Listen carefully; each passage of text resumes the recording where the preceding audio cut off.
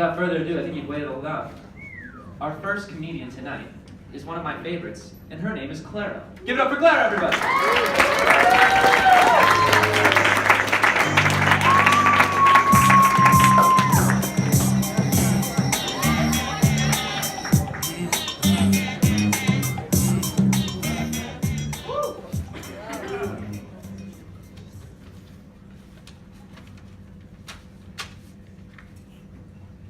Hi, I'm Clara.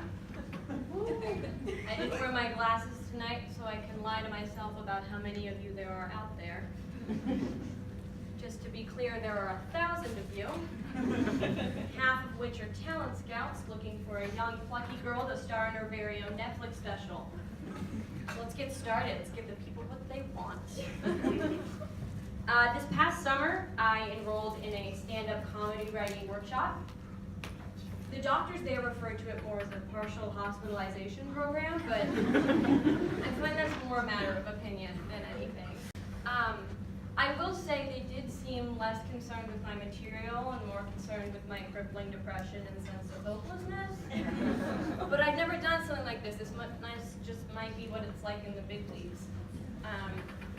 But if I'm being honest with myself and all of you, I did spend the summer in a partial hospitalization program.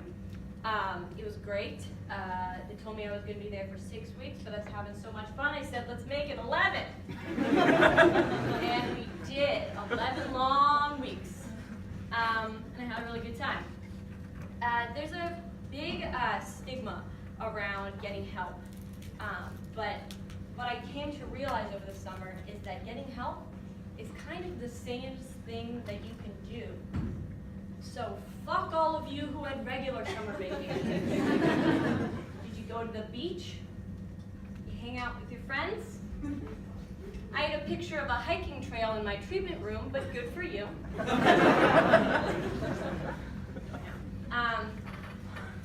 So I like to think of myself as a mental health ally and advocate. I want to be able to get up here and I want you to laugh because that's how I deal with my problems. But at the same time, it's really important for me that you guys know that this is kind of like a reverse TED Talk. So if at any point you feel like you've learned something, know that there's been a grave misunderstanding. I am in no way qualified to be giving advice.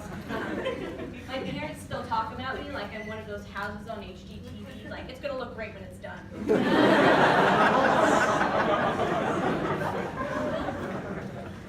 For like a recap or kind of like a previously on, I suffered from depression, anxiety, obsessive compulsive disorder, and body dysmorphia.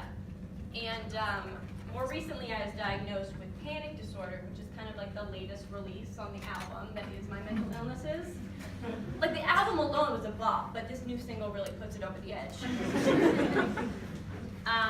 So I guess you could say I went to the partial hospitalization program to kind of get a remix on that album. Okay. I promise I'll never do that again. I'm so sorry. But yeah, so that's where I was. But one of the weird things about the program is you're actually discouraged from talking to people in your life when you're there. So friends and even family, because they can be potential triggers. So the few times that I did get to see friends, they all had the same question. They'd be like, Clara, what's it like on the inside? And the best way I can think of describing it is kind of like the world's worst summer camp. And by that I mean we didn't so much make friendship bracelets, but I did spend a fair amount of time with one of those blood pressure arm cuffs on my forearm to take my vitals. So same difference. Additionally, there's a lot of different things that we did that were very similar to a summer camp. I don't know if any of you guys are familiar with the treatment for OCD. It's called exposure therapy. And that's basically just one big game of truth or dare. So what you do, you all come into one room and you sit down, and then it's my turn, and they go truth or dare. And I say dare because I'm a woman of action. And they say, okay, dare. I dare you to go lay on the floor of the bathroom and deal with your contamination issues. Okay, truth. We do not want to do that as a collective group. So they go, okay, truth. tell us about your last sexually intrusive thought. Okay, back to the dare. We never talk about this. That's something we don't talk about. I use the example of contamination issues and sexually intrusive thoughts because those are both things that make up my OCD.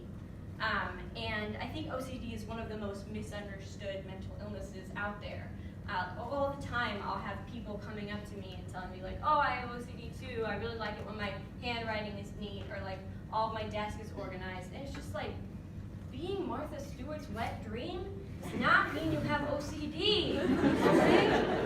OCD is so much darker and sexier than that. OCD means that if I don't touch the walls in the right way, a member of my family will die. That is OCD. Basically, we played lots of different games while we were there.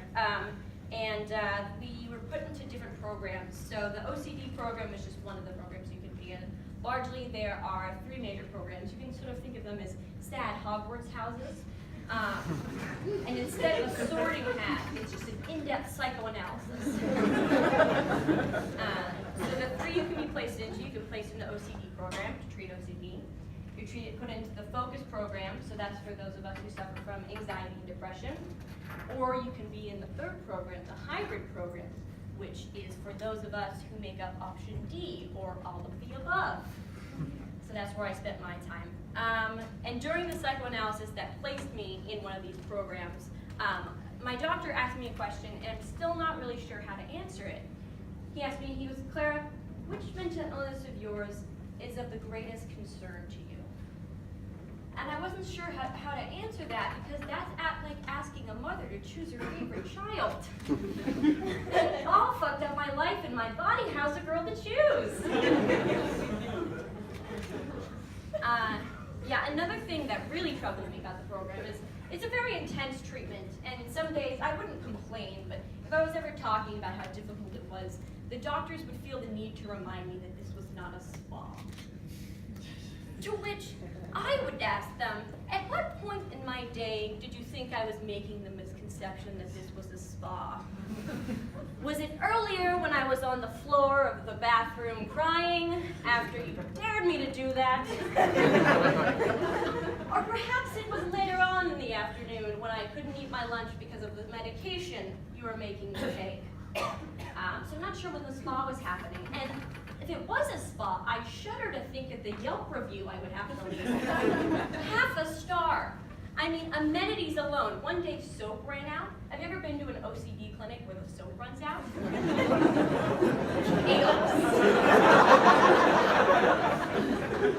I come into the bathroom, there's just a circle of people. They all look at me and they go, it's gone. And it's one of those automatic dispensers, so I put my hands underneath it, sure that it will recognize that I am pure of heart and deserving of the soap. But nothing came out. So that was a difficult day for Clara. Another part of treatment and stuff, I tried a lot of different medications. I've managed to kind of baffle the pharmaceutical world. I've tried so many different medications that you could fill a book with the different treatments I've tried. And they have, it's called Case Study 12876. And it's coming to a hospital near you. And the doctors who would read my case study, they all had this cute little nickname for me. They called me the Enigma, which I'm told means beautiful in Spanish. Gracias. There were other games that we played. Sometimes my therapist and I would have little impromptu games of hide and go seek, where she'd be like, okay, Clara, go find 5 people and tell them why you think you're unlovable. And I'd be like, okay, cool. Then I'd hide. Then she'd find me again, and we'd continue this for the rest of the day. Thank you, Trevor. Another game that we would play, a game I'm not convinced exists outside of the partial hospitalization world, is self-esteem bingo. For those of you who are not familiar with the game that's sweeping the nation, let me break it down for you. So in self-esteem bingo, we play for keeps, okay? None of this 5 in a row shit, it's blackout. So each box, how you get a point is it'll say something on it like, say something you're proud of, and then you say something proud of about yourself, and then you scratch it off, you got your point. But there's really no greater blow to the self-confidence than receiving a compliment from someone and then watching them scratch out the box that says, compliment someone who looks like they need it today.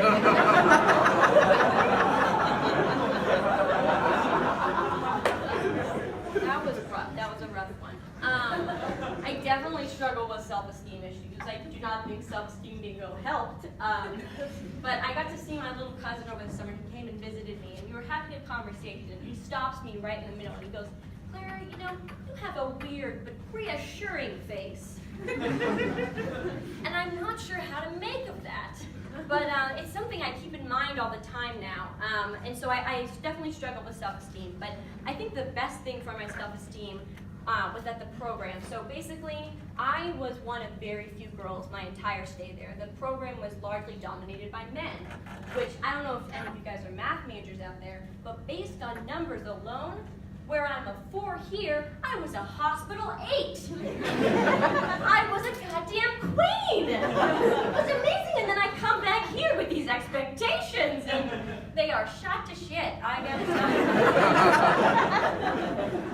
you. But I feel like I was never even really able to take advantage of my status as an 8 because it's very difficult to flirt in a partial hospitalization program. So first, like every time they know the worst things about you because you like introduce yourself. You're like, "Hi, I'm Clara, and these are my emotional scars." That is how you introduce yourself. And then also all the other things that you do, like normally when you're flirting, like pretending to be super easygoing and carefree. That doesn't work because they know you have anxiety and you are very careful. And you can't pretend like you're up for anything because they know in fact you are up for nothing.